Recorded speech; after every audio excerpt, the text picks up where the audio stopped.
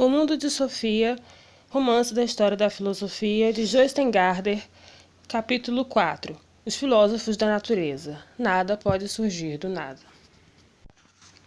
Nesta tarde, quando sua mãe voltou do trabalho, Sofia estava sentada no balanço do jardim e perguntava-se que relação havia entre o curso de filosofia e Hilde Müller-Knag, que não receberia um cartão de aniversário do seu pai. "Sofia!" chamou sua mãe de longe. "Tenho uma carta para você." Sofia estremeceu de susto. Ela mesma tinha levado a correspondência para casa, de modo que a carta deveria ser do filósofo. O que ela diria à sua mãe? Desceu lentamente do balanço e foi caminhando em direção à sua mãe. "A carta não tem selo, deve ser uma carta de amor." Sofia pegou a carta. "Você não vai abri-la?" O que responder agora? E quem disse que as pessoas abrem cartas de amor quando estão com a mãe ao lado, olhando para elas por sobre os ombros? Era melhor que sua mãe acreditasse que era uma carta de amor. Está certo que aquela era uma situação extremamente embaraçosa, pois Sofia ainda era muito jovem para receber cartas de amor, mas de alguma forma seria ainda mais embaraçoso se sua mãe descobrisse que ela estava recebendo um curso completo por correspondência, de um filósofo totalmente estranho que ainda por cima brincava de esconde-esconde com ela. Era um dos pequenos envelopes brancos. Já em seu quarto, Sofia leu as 3 perguntas que estavam numa folha dentro do envelope. Existe uma substância básica a partir da qual tudo é feito? É possível transformar água em vinho? Como é que terra e água podem se transformar numa rã viva? Sofia achou estas perguntas um tanto absurdas, mas elas ficaram revirando na sua cabeça a noite inteira.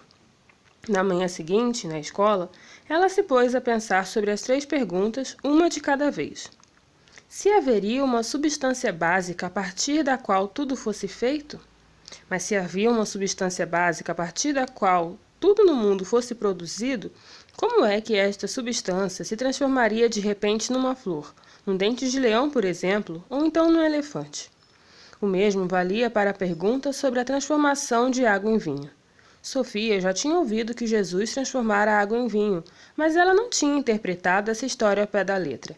E se Jesus realmente tinha transformado a água em vinho, isto teria sido um milagre, ou seja, uma coisa que não seria possível a não ser por milagre.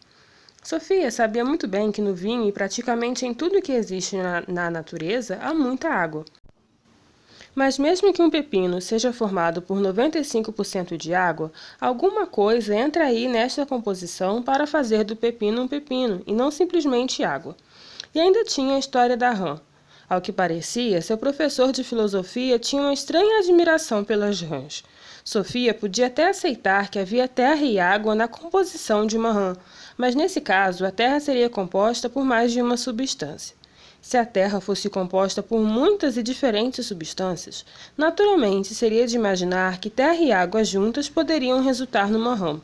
Isto, é claro, se a composição terra-água tomasse um caminho que passasse por ovas de rã e girinos, pois uma rã não poderia simplesmente crescer num vasinho da cozinha, por mais que a gente se lembrasse de regá-lo. De tarde, quando voltou para casa, havia um envelope grosso para ela na caixa do correio. Como de outras vezes, Sofia foi até seu esconderijo. O projeto dos filósofos. Aqui estamos nós novamente. É melhor a gente partir diretamente para a lição de hoje, sem desviar para coelhinhos brancos ou coisa parecida. Vou contar para você, em linhas gerais, como as pessoas têm refletido sobre questões filosóficas desde a antiguidade até os dias de hoje. E tudo isto seguindo a ordem dos acontecimentos. Como a maioria dos filósofos viveu em outra época, e provavelmente também numa cultura completamente diferente da nossa, vale a pena examinar o projeto de cada filósofo. Quero dizer com isso que precisamos tentar entender do que precisamente se ocuparam esses filósofos. Um filósofo pode se perguntar, por exemplo, como surgem as plantas e os animais. Outro pode querer descobrir se há um Deus ou se as pessoas têm uma alma imortal. Depois de termos definido qual é o projeto de determinado filósofo, será mais fácil acompanhar seu pensamento, pois nenhum filósofo pode se ocupar de todas as questões concernentes à filosofia. Estou sempre falando de filósofos e de seus pensamentos, e isto tem uma razão de ser. É que também a história da filosofia está marcada pela atuação de homens. De fato, em toda a história da humanidade, a mulher foi subjugada tanto por ser feminino quanto como ser pensante. E isto é ruim, pois desta forma se perderam muitas experiências importantes. Somente no século passado, século XX, é que as mulheres entraram de fato para a história da filosofia. Não vou passar lição de casa, quer dizer, aqui você não vai ter que resolver complicadas tarefas de matemática. De vez em quando, porém, vou pedir a você um pequeno exercício. Se você está de acordo com estas condições, podemos começar. Os filósofos da natureza. Os primeiros filósofos gregos são frequentemente chamados de filósofos da natureza, porque se interessavam sobretudo pela natureza e pelos processos naturais. Já tivemos oportunidade de nos perguntar de onde vêm todas as coisas. Hoje em dia, muitas pessoas acreditam, umas mais, outras menos, que em algum momento tudo surgiu do nada. Esse pensamento não era muito difundido entre os gregos. Por alguma razão, eles sempre partiam do fato de que sempre existiu alguma coisa. A grande questão, portanto, não era saber como tudo surgiu do nada. O que instigava os gregos era saber como a água podia se transformar em peixes vivos, ou como a terra sem vida podia se transformar em árvores frondosas ou em flores multicoloridas. Tudo isso sem falar em como um bebê podia sair do corpo de sua mãe. Os filósofos viam com seus próprios olhos que havia constantes transformações na natureza. Mas como essas transformações eram possíveis? Como uma substância podia se transformar em algo completamente diferente, uma forma de vida, por exemplo? Os primeiros filósofos tinham uma coisa em comum. Eles acreditavam que determinada substância básica estava por trás de todas essas transformações. Não é muito fácil explicar como eles chegaram a essa ideia. Sabemos apenas que ela se desenvolveu a partir da noção de que deveria haver uma substância básica, que fosse a causa oculta, por assim dizer, de todas as transformações da natureza. Para nós, o mais interessante não é saber que respostas esses primeiros filósofos encontraram. O importante é saber que perguntas eles fizeram e que tipo de resposta buscavam. Mais importante para nós é saber como, e não o que eles pensavam exatamente. Sabemos que eles colocavam questões referentes às transformações que podiam observar na natureza, na tentativa de descobrir algumas leis naturais que fossem eternas. Eles queriam entender os fenômenos naturais, sem ter que para isso recorrer aos mitos. Interessava-lhes, sobretudo, tentar entender por si mesmos os processos naturais, por meio da observação da natureza. E isto era algo completamente diferente da tentativa de explicar raios e trovões, inverno e primavera, por referência a acontecimentos no mundo dos deuses. E assim, a filosofia se libertou da religião. Podemos dizer que os filósofos da natureza deram os primeiros passos na direção de uma forma científica de pensar, e com isso deram o pontapé inicial para todas as ciências naturais surgidas posteriormente. A maior parte de tudo o que os filósofos da natureza disseram e escreveram ficou perdida para a posteridade, e a maior parte do pouco que sabemos está nos escritos de Aristóteles, que viveu 200 anos depois dos primeiros filósofos. Mas Aristóteles apenas sintetiza os resultados a que tinham chegado os filósofos que viveram antes dele. Isso significa que nem sempre é possível sabermos como eles chegaram às suas conclusões. O que sabemos, porém, é suficiente para podermos afirmar que o projeto dos primeiros filósofos englobava questões relacionadas à natureza básica por detrás das transformações ocorridas na natureza. 3 filósofos de Mileto. O primeiro filósofo de que temos notícia é Tales, da colônia grega de Mileto, na Ásia Menor.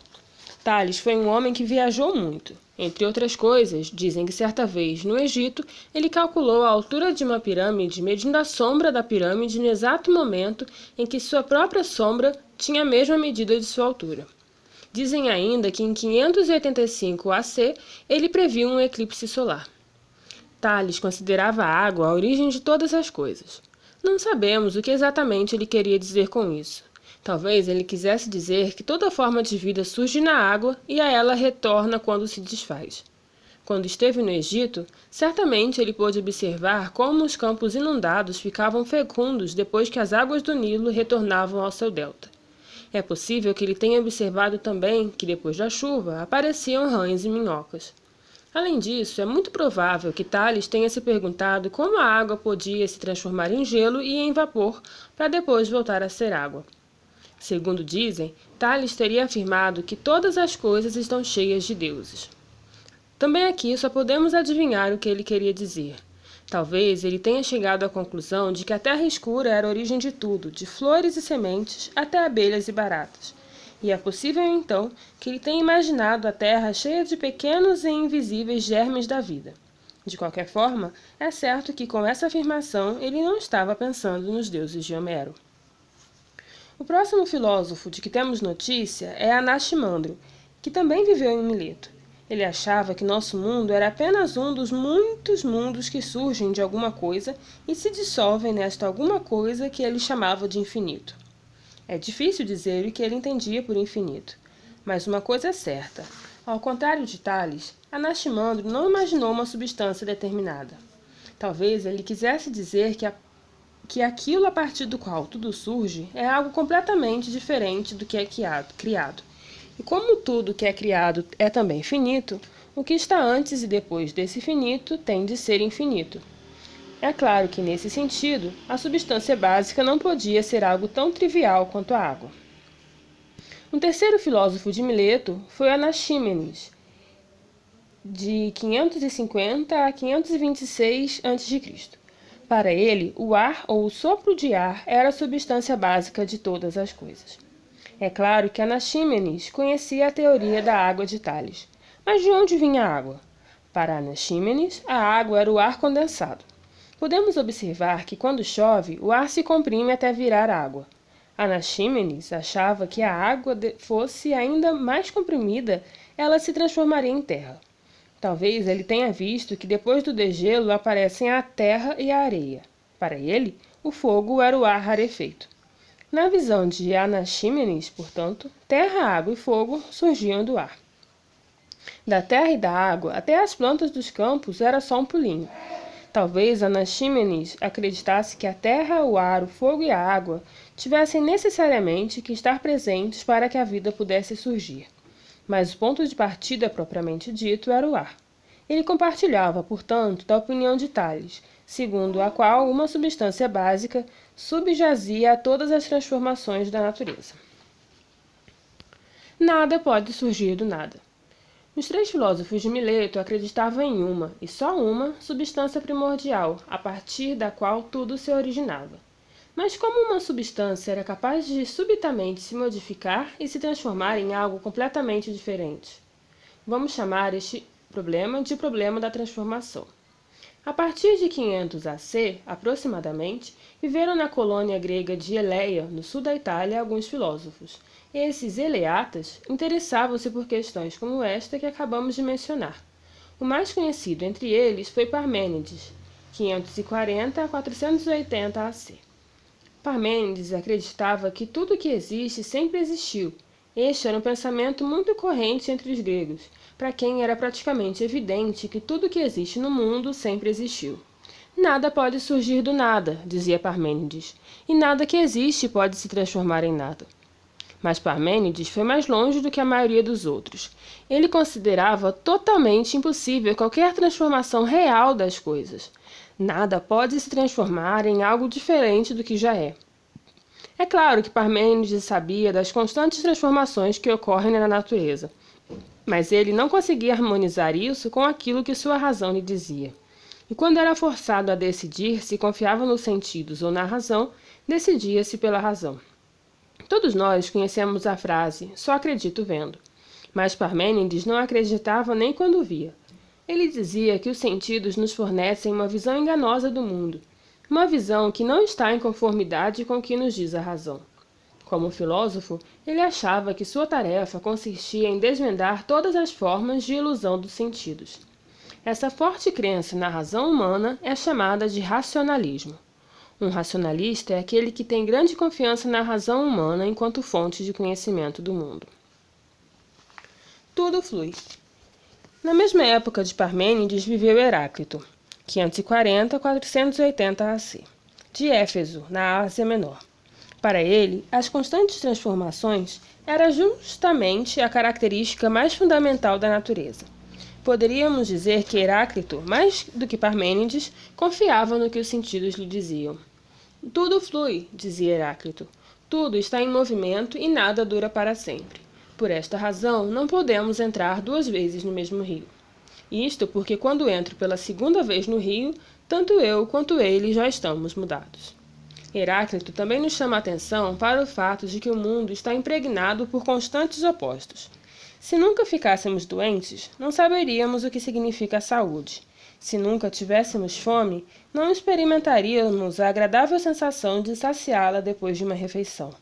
Se nunca houvesse guerras, não saberíamos o valor da paz, e se nunca houvesse inverno, não poderíamos assistir à chegada da primavera.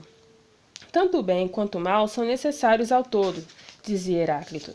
Sem a constante interação dos opostos, o mundo deixaria de existir. Abre aspas. Deus é dia e noite, inverno e verão, guerra e paz, satisfação e fome, fecha aspas, dizia ele. Ele emprega nessa passagem a palavra Deus, mas é claro que com isso não se refere aos deuses de que falavam os mitos. Para Heráclito, Deus, ou elemento divino, é algo que abrange o mundo inteiro. Para ele, Deus se manifesta na natureza em constante transformação e crivada de opostos. No lugar de Deus, ele emprega com frequência a palavra grega logos, que significa razão. Mesmo quando nós, homens, não pensamos da mesma forma ou não possuímos a mesma razão, deve haver, segundo Heráclito, uma espécie de razão universal que dirige todos os fenômenos da natureza. Esta razão universal, ou lei universal, é a mesma para todos. É a partir dela que todos se orientam. E não obstante, a maioria das pessoas vive segundo sua própria razão, dizia Heráclito. Ele não considerava muito as pessoas que o cercavam. Para ele, a opinião da maioria delas não passava de brincadeira de criança. Em todas as transformações e opostos da natureza, Heráclito via, portanto, uma unidade, um todo. Esta, alguma coisa que era subjacente a tudo, ele chamava de Deus ou de Logos. 4 elementos básicos. Sob certo aspecto, Parmênides e Heráclito pensavam de maneira totalmente oposta. A razão de Parmênides deixava claro que nada pode mudar. Mas as experiências sensoriais de Heráclito deixavam igualmente claro que a natureza está em constante transformação. Qual dos dois tinha razão? Será que devemos confiar no que nos diz a razão, ou será que devemos confiar nos sentidos? Tanto Parmênides quanto Heráclito fazem 2 afirmações. Parmênides diz A, que nada pode mudar, e B, que por isso mesmo as impressões dos sentidos não são dignas de confiança. Heráclito, ao contrário, afirma A, que tudo se transforma, tudo flui, e B, que as impressões dos sentidos são confiáveis. Desacordo maior não poderia haver entre 2 filósofos. Mas qual dos dois tinha razão? Fica a cargo de Empédocles, 498 a 434 AC, apontar o caminho que tiraria a filosofia do impasse a que ela tinha chegado. Ele achava que tanto Parmênides quanto Heráclito tinham razão numa das suas afirmações, mas estavam totalmente enganados quanto à outra. Para Empédocles, a grande discordância estava no fato de que ambos os filósofos tinham assumido como ponto de partida o fato quase inquestionável de que haveria apenas um elemento básico. Se isso fosse verdade, o abismo entre o que a razão nos diz e o que os nossos sentidos percebem seria intransponível. Naturalmente, a água não pode se transformar num peixe ou numa borboleta. A água em si não pode se transformar. A água pura será água pura por toda a eternidade. Sob esse aspecto, Parmênides tinha razão quando afirmava que nada se transformava. Ao mesmo tempo, Empédocles concordava com Heráclito quando este dizia que devemos confiar no que dizem os nossos sentidos. Precisamos acreditar no que vemos, e o que vemos é justamente o fato de que a natureza está em constante transformação. Empédocles chegou à conclusão de que a noção de um único elemento primordial tinha de ser refutada.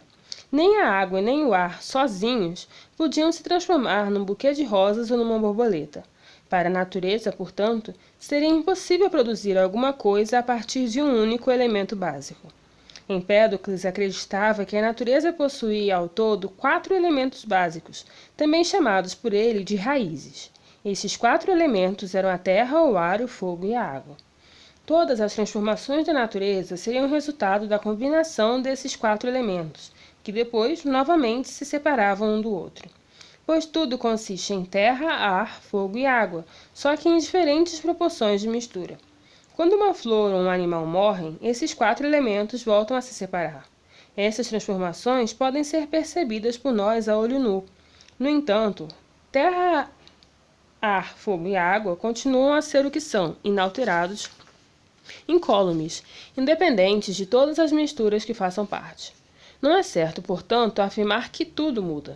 Basicamente, nada se altera. O que acontece é que esses 4 elementos diferentes simplesmente se combinam e depois voltam a se separar para então se combinarem novamente. Talvez possamos fazer aqui uma comparação com o trabalho de pintor. Se ele tiver à sua disposição apenas uma cor, o vermelho, por exemplo, não poderá pintar árvores verdes. Mas se ele tiver amarelo, vermelho, azul e preto, então poderá criar centenas de cores diferentes, porque poderá combinar as cores em diferentes proporções. Um exemplo do que ocorre na cozinha nos mostra a mesma coisa. Se eu tiver apenas farinha, terei de ser mágico para fazer dela um bolo. Mas se eu tiver ovos, farinha, leite e açúcar, poderei assar diferentes bolos a partir desses 4 elementos básicos. E não é por acaso que Empédocles considerava precisamente a terra, o ar, o fogo e a água as raízes da natureza. Antes dele, outros filósofos tinham tentado provar que o elemento básico teria de ser ou a água, ou o ar, ou ainda o fogo. Tales e Anaxímenes tinham enfatizado a importância da água e do ar como elementos da natureza. Os gregos também consideravam o fogo muito importante. Eles viam, por exemplo, a importância do sol para todas as formas de vida na natureza, e é claro que também sabiam do calor do corpo de homens e animais. Talvez Empédocles tenha visto um pedaço de madeira queimando. Quando isto ocorre, alguma coisa se desintegra. Podemos ouvir a madeira estalar e crepidar, é a água. Alguma coisa vira fumaça, é o ar. O fogo é o que vemos, e quando as chamas se apagam, sobra alguma coisa. São as cinzas ou a terra.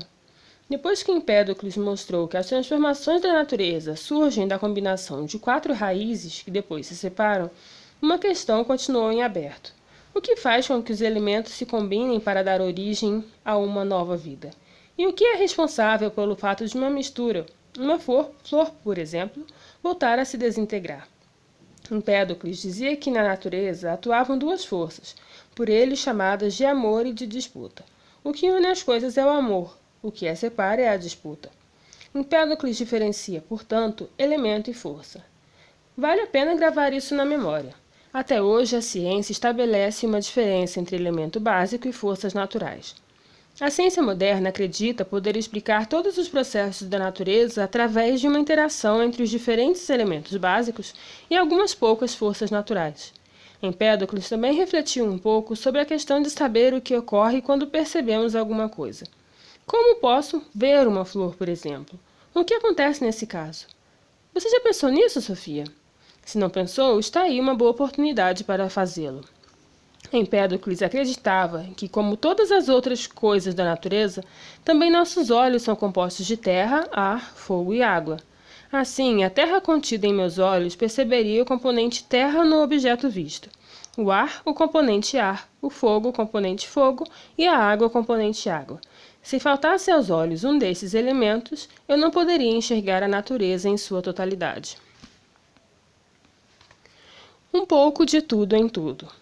Outro filósofo que não se dava por satisfeito com a ideia de que determinado elemento básico, a água, por exemplo, podia se transformar em tudo o que vemos na natureza, foi Anaxágoras, 500-428 AC. Ele também não aceitava a ideia de que terra, ar, fogo ou água pudessem se transformar em ossos, pele ou cabelos. Anaxágoras achava que a natureza era composta por uma infinidade de partículas minúsculas, invisíveis a olho nu. Tudo pode ser dividido em partes ainda menores, mas mesmo na menor das partes existe um pouco de tudo. Assim, se pele e cabelo não podem surgir de alguma coisa, se pele e cabelo não podem surgir de alguma outra coisa, então eles devem estar presentes também no leite que bebemos e nas comidas que bebemos. 2 exemplos atuais talvez nos mostrem o que Anaxágoras queria dizer. Hoje em dia, com a tecnologia do laser, podemos produzir os chamados hologramas. Se tomamos um holograma que representa um carro, por exemplo, e se este holograma é depois fragmentado, ainda assim continuaremos a ver a imagem do carro inteiro, mesmo que tenhamos na mão apenas a parte do holograma que antes mostrava os para-choques. Isto porque todo o carro está presente em cada uma das minúsculas partes. De certa forma, nosso corpo também é construído dessa forma. Se retiro uma célula da pele do meu dedo, o núcleo desta célula contém não apenas a descrição da minha pele. Na mesma célula estão também a descrição dos meus olhos, da cor da minha pele, do número e do formato dos meus dedos, etc. Em cada uma das células existe uma descrição detalhada da estrutura de todas as outras células do meu corpo. Em cada uma das células existe, portanto, um pouco de tudo. O todo está também na menor das partes. Anaxágoras chamava estas partes minúsculas, que traziam em si um pouco de tudo, de sementes ou de gérmens. Ainda nos lembramos de que Empédocles achava que o amor unia as partes para formar o todo. Anaxágoras também imaginou um tipo de força que seria responsável, por assim dizer, pela ordem e pela criação de homens, animais, flores e árvores. A esta força ele deu o nome de inteligência. O que há de interessante ainda sobre Anaxágoras é o fato de ele ter sido o primeiro filósofo de Atenas, cuja vida conhecemos em parte. Natural da Ásia Menor, aos 40 anos aproximadamente, ele se mudou para Atenas. Ali foi acusado de ateísmo e teve que deixar novamente a cidade. Entre outras coisas, ele disse que o Sol não era um deus, mas uma massa incandescente, maior do que a península do Peloponeso. Anaxágoras interessava-se muito por astronomia. Ele acreditava que todos os corpos celestes eram feitos da mesma matéria que compunha a Terra, e chegou a esta convicção depois de ter examinado um meteorito. Por isso, teria de se pensar que em outros planetas houvesse vida, dizia ele. Além disso, Anaxágoras explicou que a Lua não possuía luz própria, mas que tirava seu brilho da Terra. Finalmente, ele explicou como surgiam os eclipses. PS. Obrigado por sua atenção, Sofia. Talvez você tenha que ler este capítulo umas 2 ou 3 vezes antes de entender tudo. Mas a compreensão das coisas requer um pequeno esforço. Você não admiraria uma amiga que tem muitas habilidades se isso não custasse a ela algum esforço. A melhor resposta para a questão do elemento básico e das transformações da natureza vai ter que esperar até amanhã, quando você vai conhecer Demócrito. Mas não quero adiantar mais nada. Sentada em seu esconderijo, Sofia tinha um olhar mergulhado na vastidão do jardim à sua frente. Depois de tudo o que lera, ela tentava agora ordenar seus pensamentos. Naturalmente, era claro como a luz do sol que a água normal não podia se transformar em outra coisa senão em gelo ou vapor. A água não podia sequer se transformar numa água viva, pois até mesmo uma água viva era algo mais do que simplesmente água. Mas ela só tinha esta certeza disso porque tinha aprendido na escola. Será que ela teria tanta certeza de que o gelo, por exemplo, consiste em apenas água se não tivesse aprendido? Se assim não fosse, ela teria de ficar observando muito de perto como a água congela e depois como o gelo derrete. Mais uma vez, Sofia tentava pensar por si mesma e não usar o que tinha aprendido com outras pessoas. Parmênides se negara a aceitar toda e qualquer forma de transformação. E quanto mais ela pensava nisso, mais convencida ficava de que, de certa forma, ele tinha razão. Sua razão não podia aceitar que alguma coisa, de repente, se transformasse em alguma coisa completamente diferente. Foi muito corajoso da parte dele afirmar uma coisa dessas, pois, ao mesmo tempo, ele teria que negar as transformações da natureza, que todo mundo podia ver com os próprios olhos. Na certa, ele deve ter sido motivo de piada para muitas pessoas. Empédocles também soube usar muito bem sua razão ao explicar que o mundo era necessariamente composto por mais do que apenas um elemento básico. Desta forma, todas as transformações da natureza voltaram a ser possíveis, sem que alguma coisa pudesse realmente se transformar. E o velho filósofo grego descobriu tudo isso apenas usando a sua razão. É claro que ele observou a natureza, mas não teve oportunidade de fazer análises químicas, tão comuns na natureza de hoje. Sofia não estava bem certa quanto à afirmação de que tudo era composto de terra, ar, fogo e água. Mas que importância isto tinha? Em princípio, Empédocles estava certo. A única possibilidade de aceitar todas as transformações que nossos olhos veem sem que para isso tenhamos de deixar de lado a razão, é a noção de que existe mais de um elemento básico. Sofia achou a filosofia particularmente excitante, pois ela conseguia acompanhar todas as reflexões com sua própria razão, isto é, sem precisar se lembrar de tudo que tinha aprendido na escola, e chegou à conclusão de que, basicamente, não se pode aprender filosofia, o que se pode é aprender a pensar filosoficamente. Então é isso. Obrigada pela sua audiência, por assistir nosso vídeo. Deixe seu like, se inscreva no canal para receber os próximos capítulos e até semana que vem.